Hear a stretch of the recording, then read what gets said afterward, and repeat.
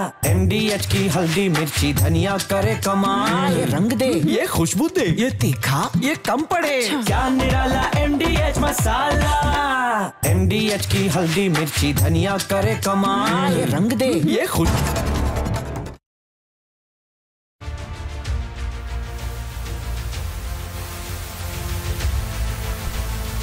नमस्कार दर्शकों, मैं हूं आपके साथ प्रियंका शर्मा। पूछता है भारत ग्राउंड जीरो से कि देश का माहौल कौन खराब करने का प्रयास कर रहा है। दर्शकों, उत्तर प्रदेश से लेकर कश्मीर तक हिंदू संगठन सड़क पर क्यों है? ये सड़क पर संग्राम क्यों हो रहा है? आखिर मुख्य तौर पर समस्या किसको लेकर हो रही है?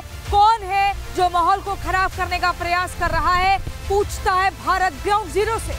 दर्शकों, हम आपको अगली तस्वीर दिखा दें जो आज आपको बताएंगे। व्हाइट कॉलर आतंकी मॉड्यूल की मैडम शाहीन, ये आतंकी शाहीन जिनको आज NIA की पटियाला हाउस कोर्ट में पेश किया जाता है, रिमांड मांगी जाती है। लेकिन यहाँ पर आज एक और बड़ा खुलासा होता है इस मैडम आतंकी शाहीन के रिजर्व फंड के बारे में। एक अच्छा खासा फंड मिलता है, साधारण सी पॉलिथिन में इसको छिपाया हुआ था मैडम शाहीन ने। और तो और अभी कुछ दिनों पहले कैश में ब्रेजा गाड़ी भी खरीदी थी। अब ये मैडम पर पैसों की बरसात इतनी कहां से हुई, ये हम आपको बताएंगे दर्शकों। और तीसरी खबर जो आज हम आपको बताने जा रहे हैं, उत्तर प्रदेश में नशे के कारोबारियों पर जबरदस्त तरीके से एक्शन लिया गया है। अलग अलग जगह पर इन्होंने अपने कारोबार को शुरू कर दिया था। इनके अलग अलग जगह पर अड्डे थे और दवाई के रूप में नशा परोसा जा रहा था, बेचा जा रहा था। आखिर इस दवाई के सर्टिफिकेट के लिए किसने मंजूरी दी और कैसे पर्दाफाश हुआ दर्शकों, ये हम आपको बताएंगे। लेकिन अब सबसे पहले आपको बताते हैं कि उत्तर प्रदेश से लेकर कश्मीर तक क्यों संग्राम लगातार बना हुआ है। पूछता है भारत ग्राउंड जीरो से। दर्शकों, सबसे पहले हम उत्तर प्रदेश की बात करेंगे। देखिए, यूपी में कहा जाता है कि वैसे तो कानून का राज है, लेकिन इस कानून के राज में आए दिन कोई ना कोई कहीं ना कहीं धार्मिक उन्माद को लेकर तस्वीरें भी सामने आती है और खबरें भी आती है। आप पहली तस्वीर अयोध्या की देख रहे हैं। अयोध्या में हाल ही में आपने देखा कि राम मंदिर के शिखर पर ध्वजारोहण होता है और वो ध्वजारोहण जो त्याग, तपस्या और संघर्ष का प्रतीक है, जो ये बताता है कि कैसे एकजुट होकर रहना है, शक्ति का प्रतीक है। लेकिन उसी अयोध्या में एक ईदगाह को लेकर बवाल मच जाता है। हिंदू संगठन सड़क पर आ जाता है क्योंकि सड़क के चौड़ीकरण को लेकर वहां पर टीम पहुंची थी और उस रास्ते में मंदिर और पीपल का पेड़ आया तो उसे हटा दिया। लेकिन जब ईदगाह को हटाने की बारी आई तो उसको छेड़ा भी नहीं गया। इसलिए हिंदू संगठन नाराज है, संग्राम कर रहा है और सवाल पूछ रहा है कि भैया इतना भेदभाव क्यों किया जा रहा है? हिंदुओं के साथ इस तरीके से प्रताड़ना क्यों? उनके धार्मिक जो एक विश्वास है, जो धार्मिक भावना है, उसके साथ खिलवाड़ क्यों किया जा रहा है? हालांकि इस मामले में अब अधिकारियों ने कहा है कि पैमाइश होगी और ये आश्वासन दिया है कि जो भी उचित कार्रवाई है वो की जाएगी। दर्शकों, अब दूसरी तस्वीर मैं आपको दिखा रही हूँ। ये तस्वीर आप मेरठ की देख रहे हैं। ये भी उत्तर प्रदेश का मेरठ है और यहाँ पर हुआ क्या है कि एक मोहल्ला, जहाँ पर उस मोहल्ले में सिर्फ हिंदू परिवार के लोग ही रहते थे, अचानक से वहां पर एक मुस्लिम परिवार एक हिंदू परिवार से घर खरीदने का सौदा करता है। इस सौदेबाजी में 1 करोड़ में डील फाइनल हो जाती है और वो हिंदू परिवार में जो रह रहा था, मकान मालिक, उसने कहा ठीक है 1 करोड़ में हम आपको घर दे देंगे। वो चला जाता है और उसके बाद उस मोहल्ले में एक मुस्लिम परिवार आकर बस जाता है और अपने घर में दूध का काम शुरू कर देता है और न जाने क्या क्या, जिसके बाद उस मोहल्ले में रह रहे हिंदू परिवार के लोगों का गुस्सा एकदम 7वें आसमान पर पहुंच जाता है और उन्होंने लिखित में शिकायत दी है, नाराजगी जताई है, अपने घर से बाहर आ गए हैं, कह रहे हैं कि हम पलायन करेंगे, हमारे मोहल्ले में कोई और मुस्लिम परिवार नहीं आना चाहिए। ये छोटा सा मोहल्ला है, यहाँ बहुत ज्यादा आबादी हिंदुओं की नहीं है और इसी को लेकर क्या कुछ और तस्वीरें, कैसे कार्रवाई की जा रही दर्शकों मैं आपको दिखाऊंगी। लेकिन तीसरी तस्वीर आप देखिए, ये तस्वीर हम आपको जम्मू कश्मीर से दिखा रहे हैं। ये जम्मू कश्मीर में भी हिंदू संगठन, हिंदू कार्यकर्ता और तमाम समाज सेवी सड़क पर है। वो कह रहे हैं कि श्राइन बोर्ड, ये श्राइन बोर्ड जो हिंदुओं के डोनेशन से चलता है और उसी डोनेशन के पैसे से माता वैष्णो देवी मंदिर में सारे काम किए जाते हैं। इसके अलावा श्राइन बोर्ड का जो अस्पताल है वहां पर भी काम होते हैं। लेकिन जब उसी अस्पताल में नीट के एग्जाम के बाद जो छात्र पहुंचते हैं सीट के लिए, तो उसमें 84% जो सीट है वो मुसलमानों के लिए रिजर्व कर दी जाती है। 50 में से 42 सीटें मुसलमानों के लिए रिजर्व। और ऐसे में श्राइन बोर्ड को लेकर नाराजगी है। हिंदू संगठन पूछ रहा है कि भैया इतना भेदभाव क्यों? तो वो कह रहे हैं कि हमने जाति के आधार पर कुछ नहीं किया, ये मेरिट के बेस पर किया गया है। क्या है इसके पीछे की असल सच्चाई? दर्शकों, पूछता है भारत ग्राउंड जीरो से, लेकिन हम आपको दिखाएंगे एक रिपोर्ट। हर एक सवाल का मिलेगा उसमें जवाब।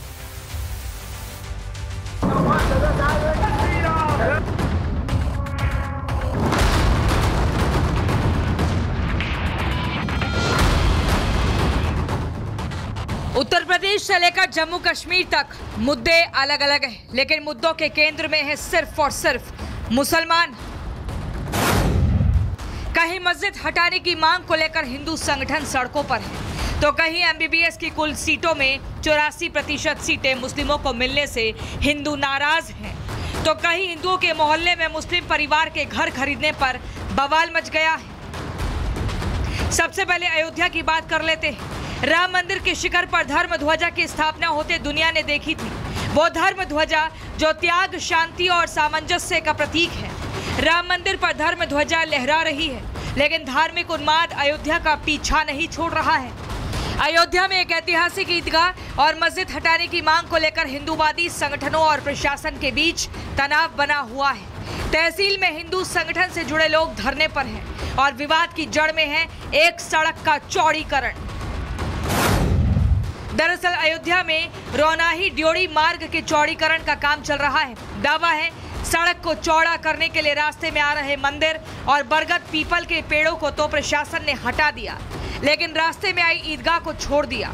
हिंदू संगठन प्रशासन के रवैये को पक्षपातपूर्ण बता रहे हैं। दूसरी तरफ एसडीएम ने पैमाइश के आदेश दिए हैं। जब रोड चौड़ीकरण में आई तो आपने हिंदुओं का मंदिर गिराया, पीपल गिराया, तो ये अवैध के अंदर जो मस्जिद है उसको क्यों नहीं गिराया जा रहा है? पहली बात तो ये है। 2.5 साल से यहाँ पर तारीख पे तारीख दी जा रही है, कागज पे कागज दिया जा रहा है। अब कहा जा रहा है दोबारा फिर से पैमाइश होगी। ठीक है, पैमाइश होगी दोबारा तो फिर बोलेंगे कागज गायब हो गया। तो हम लोगों ने ये ठाना हुआ है कि पहले उसको आप पैमाइश करके तुरंत उसको गिरवाइए। कल राजस्व टीम मौके पे जाएगी सुबह 10 बजे ही और पैमाइश करेगी। पीडब्ल्यूडी का जो रोड बन रहा है, अगर टीम वहां पाती है किसी प्रकार कोई अवैध अतिक्रमण है तो उस तरीके से रिपोर्ट आएगी और उसी क्रम में कार्यवाही नियमानुसार हम करेंगे और पीडब्ल्यूडी विभाग को हम रिपोर्ट अपनी हैंडओवर कर देंगे।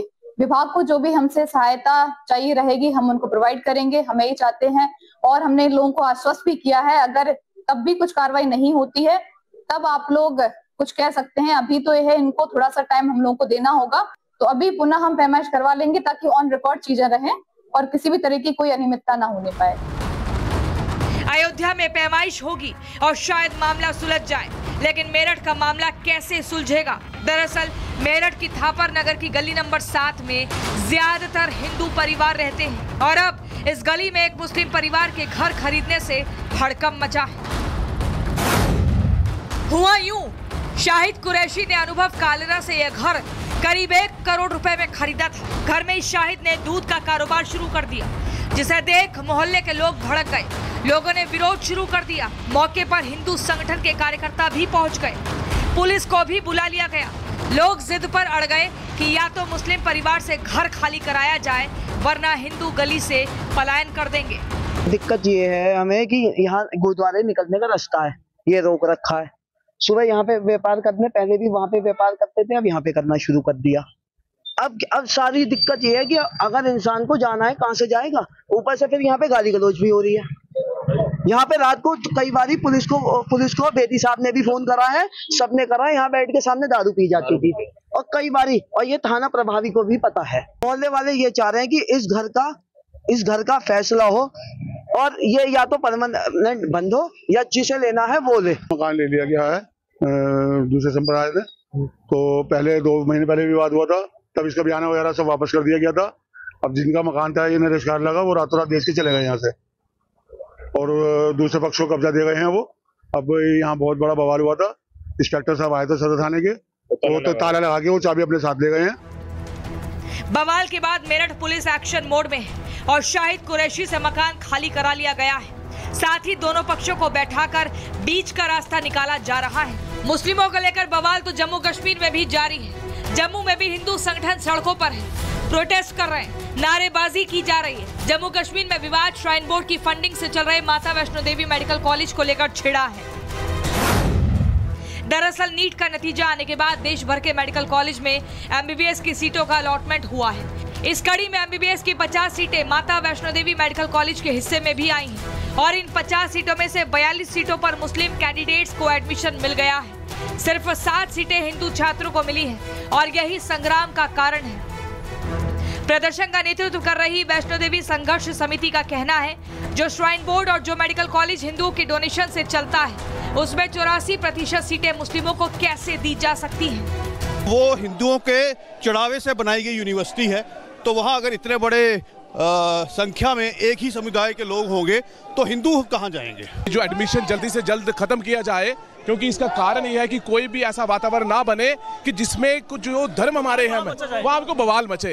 ये जो कॉलेज है ये वैष्णो माता के पैसों से बना है, उसी से मेडिकल कॉलेज बना है और हमारे जम्मू के लोगों का, जम्मू के बच्चों का ज्यादा है इसमें, ना कि बाहर वालों का। हम चाहते हैं उनको भी कंपनसेट करो, पर पहला राइट हमारे जम्मू वाले बच्चों का है।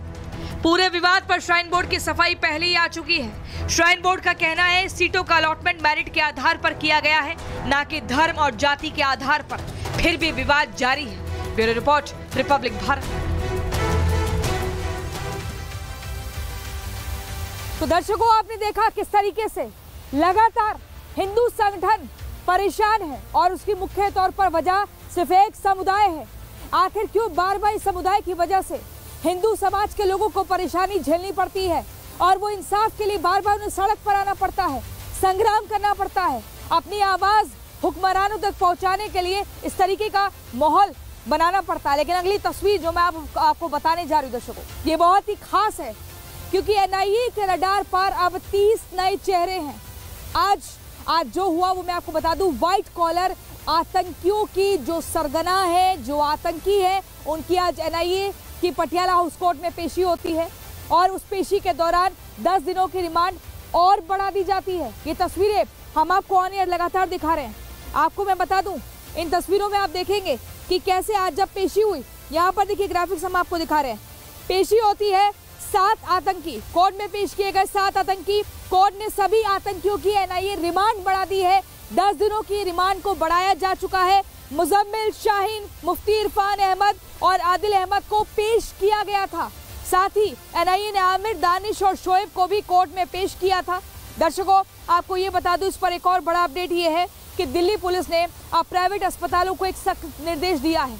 अब ये कहा गया है कि जितने भी डॉक्टर्स जो पाकिस्तान, इसके अलावा यूएई, चीन और बाकी देशों से पढ़कर आए हैं, एमबीबीएस की डिग्री लेकर आए हैं, उनके बारे में पूरा लेखा जोखा उस अस्पताल को, यानी कि प्राइवेट अस्पतालों को दिल्ली पुलिस को सौंपना होगा। और आज मैं आपको बता दूं कि जब ये पेशी हो रही थी एनआईए कोर्ट में, उसके बाद चौंकाने वाले खुलासे हुए हैं। जैश की मैडम सर्जन के पास से 18 लाख कैश मिलता है। देखिए, सबको पता है कि जो फंडिंग है पाकिस्तान से होती थी, मिडिल ईस्ट से होती थी, लेकिन अचानक से जो 18 लाख रुपए साधारण पॉलिथीन में मिले हैं अल-फलाह यूनिवर्सिटी के कमरा नंबर 22 में, वो पैसा किसने दिया? क्योंकि 25 सितंबर की वो तारीख थी हाल ही में जब ब्रेजा गाड़ी में इस मैडम सर्जन ने कैश मिली थी। और वही अल-फलाह यूनिवर्सिटी का जो हेड है जवाद ने अपने बेटे को, विदेश में बैठे बेटे को भी पैसा पहुंचाया है। उसकी एक कंपनी बनाई गई, उस कंपनी में पैसा भिजवाया गया और अपने बेटे को वहां की नागरिकता दिलवाई गई। इसको लेकर भी जांच पड़ताल लगातार चल रही है। एक रिपोर्ट आपको दिखाते हैं।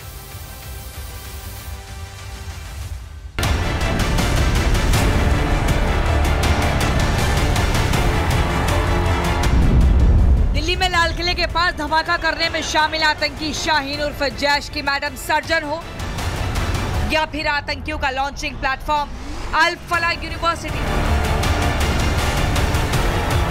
दोनों पर एजेंसियां लगातार शिकंजा कस रही हैं। हर कड़ी और तार को जोड़ा जा रहा है ताकि व्हाइट कॉलर आतंकियों के पूरे गठजोड़ को मिट्टी में मिलाया जा सके। एनआईए की जांच जैसे जैसे आगे बढ़ रही है, दिल्ली धमाके को लेकर नए खुलासे हो रहे हैं। गुरुवार को एनआईए आतंकियों की मैडम सर्जन को अल फलाह यूनिवर्सिटी के मेडिकल कॉलेज में लेकर पहुंची थी। कॉलेज में आतंकी शाहीन से पूछताछ भी की गई थी। इस पूछताछ में व्हाइट कॉलर मॉड्यूल के टेरर फंडिंग को लेकर सनसनीखेज खुलासा हुआ है। सूत्रों के मुताबिक अल फलाह यूनिवर्सिटी के मेडिकल कॉलेज में कमरा नंबर 22 से एनआईए को 18 लाख रुपए कैश मिला। ये कैश आतंकी शाहीन ने कमरा नंबर 22 की अलमारी में रखा हुआ था। 18 लाख रुपए एक साधारण पॉलिथीन में रखे मिले हैं। दिल्ली ब्लास्ट मामले में अब तक 7 गिरफ्तारियां हुई हैं और एक एक करके सभी आरोपियों को निशानदेही के तौर पर अल फलाह यूनिवर्सिटी लाया जा रहा है। पहले मुजम्मिल को लाया गया और उसके बाद करीब 4 घंटे तक अल फलाह के आसपास धौज इलाके में तागा में उसको घुमाया गया और उससे हर एक वो सवाल किया गया जिस पे एनआईए का शक था। ऐसे में खुलासा ये हुआ कि 3 जो जगह है वहाँ पर मुजम्मिल ने रूम लिया हुआ था और वहाँ पर अमोनियम नाइट्रेट को ठिकाने लगाया था। एजेंसियों की जांच में पहले ही खुलासा हो चुका है कि आतंकी शाहीन को पाकिस्तान और मिडिल ईस्ट के आतंकी संगठनों से टेरर फंडिंग होती थी। इस पैसों का इस्तेमाल आतंकी शाहीन ब्लास्ट करने और ऑपरेशन हमदर्द चलाने के लिए करती थी। एनआईए अब ये जांच कर रही है कि डॉक्टर शाहीन के कमरा नंबर 22 से मिले 18 लाख रुपए आखिर शाहीन के पास कहां से आए। साथ ही अल फलाह यूनिवर्सिटी में बने एडमिन ब्लॉक और इस ब्लॉक में शाहीन के लॉकर की भी तलाशी ली गई है।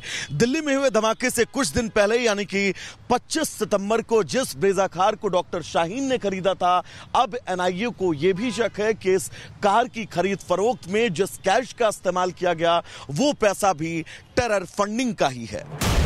देश में दहशत फैलाने के लिए व्हाइट कॉलर आतंकियों ने अल फलाह यूनिवर्सिटी को अपना प्लानिंग और एग्जीक्यूशन अड्डा बना रखा था। आतंक के इस अड्डे के मालिक अल फलाह यूनिवर्सिटी के फाउंडर जवाद अहमद सिद्दीकी पर भी लगातार नए खुलासे हो रहे हैं।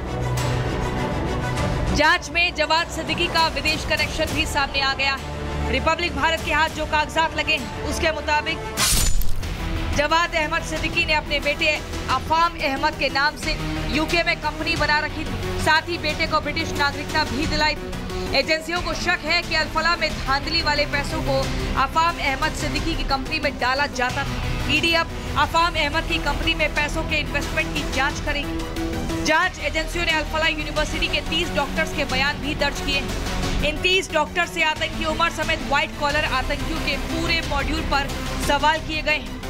उमर के जब्त फोन को भी लगातार स्कैन किया जा रहा है। सूत्रों के मुताबिक उमर के फोन से 3 नए जहरीले वीडियो एजेंसी के हाथ लगे हैं। उमर के फोन के जरिए जांच एजेंसी उमर के मददगारों की तलाश में जुटी हुई है। Bureau report, Republic Bharat. तो दर्शकों, जितने भी मददगार हैं इस व्हाइट कॉलर आतंकी मॉड्यूल के और इनका जो अड्डा है जहां पर इन्होंने आतंकी गतिविधि को शुरू किया था यानी कि अल फलाह यूनिवर्सिटी, सभी कड़ियों को जोड़ा जा रहा है और बहुत ही बारीकी से जांच चल रही है। एनआईए को आज और ज्यादा रिमांड मिल गई है अगले 10 दिनों की। अभी और कई चौंकाने वाले खुलासे होंगे जो हम आपको बताएंगे हमारे शो पूछता है भारत ग्राउंड जीरो से।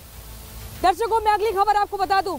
अगली खबर है योगी बाबा के राज्य उत्तर प्रदेश से। उत्तर प्रदेश में एक बहुत ही बड़ा चौंकाने वाला खुलासा हुआ है। नशे का कारोबार धड़ल्ले से चल रहा था। आप जाते हैं, अगर खांसी होती है तो कोडिन नाम की आपने कफ सिरप कभी खरीदा होगा, लेकिन अब नहीं खरीदना है। हालांकि इस पर बैन लग चुका है, लेकिन अगर कोई भी चोरी छिपे सब करता पाया गया या आपको दिख गया तो आपको तुरंत अपने आसपास की पुलिस चौकी को बताना है। दर्शकों, ये जो कोडिन नाम की कफ सिरप है, ये इसमें नशे का पूरा केमिकल मिलाकर बेचा जा रहा था और इसका जो किंगपिन है, जो मास्टरमाइंड है, बहुत ही ऑर्गेनाइज तरीके से पूरे नेटवर्क को चला रहा था, जिसका नाम शुभम जायसवाल है। शुभम जायसवाल ही इसका मुख्य सरगना है या इसके पीछे कोई और एक बड़ा हाथ काम कर रहा है। योगी बाबा का साफ संदेश है कि अगर सूबे में, अगर उत्तर प्रदेश में कोई भी अपराधी या माफिया होगा जो कानून का उल्लंघन करेगा तो उसका नामो निशान मिटा दिया जाएगा, उसे मिट्टी में मिला दिया जाएगा। क्योंकि यहाँ पर इस पूरे नेटवर्क ने 100 करोड़ का कोडिन नाम का कफ सिरप खरीद कर स्टोर कर लिया था, जिसको गाजियाबाद, वाराणसी और लखनऊ में बेचा जा रहा था और उसके बाद 4 गुना कीमत ज्यादा बढ़ाकर बेचा जा रहा था। यानी कि आपको, हमको और न जाने कितने मासूम लोगों को ये कफ सिरप के नाम पर नशे की खेप बेची जा रही थी, ये नशे की बोतलें दी जा रही थी, जिस पर अब सख्ती से एक्शन लिया गया है। जहां जहां ये सारा कारोबार चल रहा था, जितनी जगह ये थे, आप तस्वीरों में देख रहे हैं, जितनी जगह ये दफ्तर इन्होंने खोले हुए थे, गोदाउन खोले हुए थे, जिन दुकानों पर पहुंचाए, हर एक जगह जांच की टीम पहुंची है और बारीकी से जांच कर रही है। लेकिन इस पर सियासत भी शुरू हो चुकी है।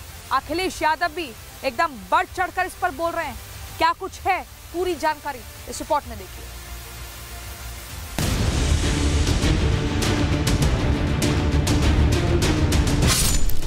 उत्तर प्रदेश में खांसी की दवा के नाम पर नशा बेचने वाले दवा माफियाओं पर योगी सरकार ताबड़तोड़ एक्शन ले रही है। सीएम योगी का साफ संदेश है कि माफिया किसी भी जिले में हो, बचने ना पाए। स्वास्थ्य विभाग और पुलिस एक्शन मोड में है, छापेमारी की जा रही है। दवा के नाम पर नशा और मौत बांटने वाले सिंडिकेट पर शिकंजा कसा जा रहा है। वाराणसी में फूड एंड ड्रग्स डिपार्टमेंट ने 12 और दवा कंपनियों के खिलाफ केस दर्ज किया है। इससे पहले 26 दवा कंपनियों पर पहले ही कार्रवाई हो चुकी है। कुल मिलाकर अब 38 फार्मा कंपनियां जांच के दायरे में आ गई। कोडीन युक्त कफ सिरप के भंडारण, बिक्री और खरीद पर योगी सरकार ने रोक लगा दी। अगर किसी मेडिकल स्टोर पर कोई कोडीन युक्त दवा बेचता मिला तो उस पर तगड़ा एक्शन लिया जाएगा। उत्तर प्रदेश में कोडीन युक्त कफ सिरप पर पूरी तरीके से रोक लगा दी गई है। मेडिकल स्टोरों पे जहां कोडीन बिकता है और जहां कफ सिरप बिकते हैं जिनमें कोडीन मिला होता है, उन पर ये रोक लगाई गई है। लखनऊ के एक मेडिकल स्टोर पे हम पहुंचे हैं, आपको तस्वीरें दिखा रहे हैं। दरअसल यूपी सरकार ने कोडीन युक्त कफ सिरप की खरीद, बिक्री और भंडारण पर रोक लगा दी है। औषधि विभाग के आयुक्त जो है रोशन जैकब, उन्होंने ये निर्देश जारी किया है और सभी जिलाधिकारियों को एग्जीक्यूट करने का ऑर्डर दिया गया है। दरअसल उत्तर प्रदेश में कोडीन युक्त कफ सिरप का इस्तेमाल नशे के कारोबार के रूप में हो रहा था। नशा कारोबारी देश के कई राज्यों में कफ सिरप के नाम पर करोड़ों की जाली कमाई कर रहे थे।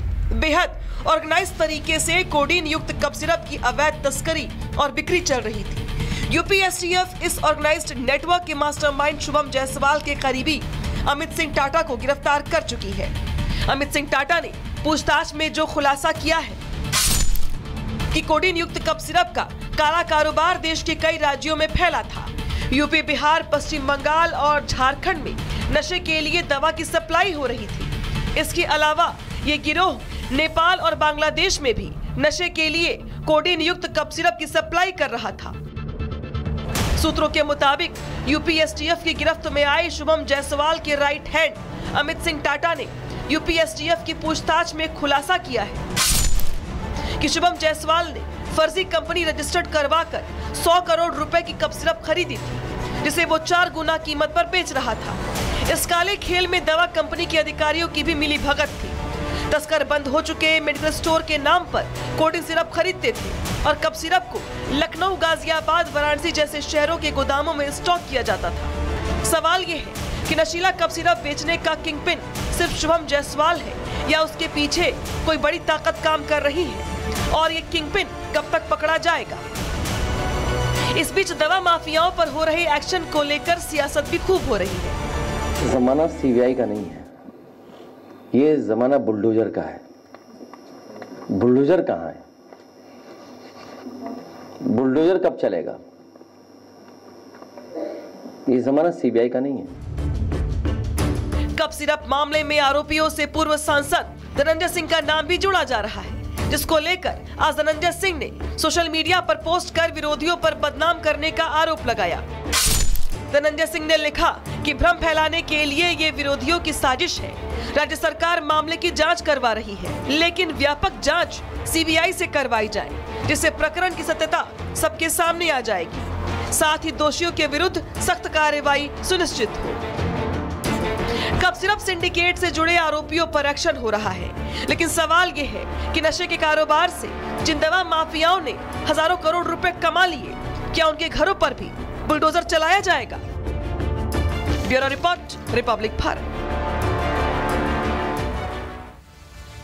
तो दर्शकों, आपने देखा कोडीन नाम की कफ सिरप किस तरीके से जहरीली दवा बाजार में आ चुकी थी, आपके घर तक पहुंच चुकी थी। लेकिन उससे पहले ही जैसे ही इसके बारे में जानकारी मिलती है, जांच की टीम पहुंच जाती है और छापेमार कार्रवाई की जाती है। लेकिन इसी से जुड़ी हुई एक बड़ी खबर मैं आपको बताऊंगी दर्शकों। इसमें 87 FIR दर्ज की गई है। ये मैं बता दूं, वाराणसी और अलग अलग जिलों से ये FIR दर्ज की गई है। कोडिन युक्त कफ सिरप मामले में बड़ा एक्शन लिया गया है। यूपी में अब तक 87 FIR दर्ज, वाराणसी में 28 फार्मा कंपनियों पर शिकंजा कसा गया है। कई जिलों में औषधि विभाग की बड़ी छापेमारी की गई है और कई फार्मा कंपनियों के लाइसेंस भी रद्द कर दिए गए हैं। कई फार्मा कंपनियों के लाइसेंस रद्द हो चुके हैं। ये बहुत बड़ा अपडेट है। इसमें जो भी किंगपिन है, जहां भी छिपा होगा, उसको योगी की पुलिस खोज निकालेगी और उसके बाद सख्ती से कार्रवाई की जाएगी। दर्शकों, मैं अगली खबर आपको बताऊंगी और ये अगली खबर है पाकिस्तान से जुड़ी हुई। दरअसल यूएन की अगर मैं बात करूं तो यूएन ने तानाशाह पर नाराजगी व्यक्त की है। देखिए, इमरान खान, पाकिस्तान के पूर्व प्रधानमंत्री इमरान खान की कोई खैर खबर नहीं है। कहां है, जीवित है या मृत है, कुछ नहीं पता।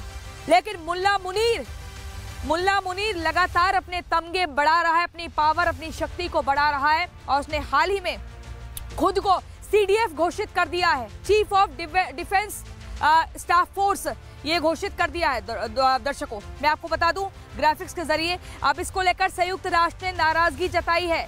संयुक्त राष्ट्र ने कहा है, वोल्कर टर्क ने, कि बहुत ही, मैं आपको बता दूं उसमें पढ़ के, हाई कमिश्नर वोल्कर टर्क ने कहा, मुनीर को पावर देना गंभीर चिंताएं पैदा करता है। संविधान संशोधन जल्दबाजी में किया गया है। ये न्यायपालिका की आजादी को कमजोर करता है। इससे सेना का प्रभाव बढ़ेगा और जो वहां की आवाम है, जो नागरिक है, उनके अधिकार कमजोर होंगे। मानवाधिकारों की सुरक्षा वाली संस्थाओं के ये खिलाफ है। ये संशोधन मुनीर को गिरफ्तारी से ताउम्र बचाएगा, यानी कि मुनीर की अब गिरफ्तारी पाकिस्तान में जिंदगी भर कभी भी नहीं हो पाएगी। चाहे कितने सबूत मिल जाए, चाहे मुल्ला मुनीर कितने ही बड़े अपराध कर ले, क्योंकि मुल्ला मुनीर ने खुद को पाकिस्तान में सेव कर लिया है। लेकिन इमरान खान की कोई खैर खबर नहीं है। शहबाज शरीफ, मुल्ला मुनीर को इनाम पे इनाम दिए जा रहे हैं, लेकिन वहां की आवाम सड़क पर है और सवाल उठा रही है, पूछ रही है कि पूर्व प्रधानमंत्री है कहाँ। एक ब्रेक के लिए दर्शकों हम रुक रहे हैं, कल फिर हाजिर होंगे पूछता है भारत ग्राउंड जीरो से कुछ और नई बड़ी दमदार खबरों के साथ। आप देखते रहिए रिपब्लिक भारत। नमस्कार। अब आया असली स्वाद। अब आया स्वाद। जब स्वाद के पड़े हो लाले तो MDH का चंकी चाट मसाला डालें। MDH का चंकी चाट मसाला। MDH।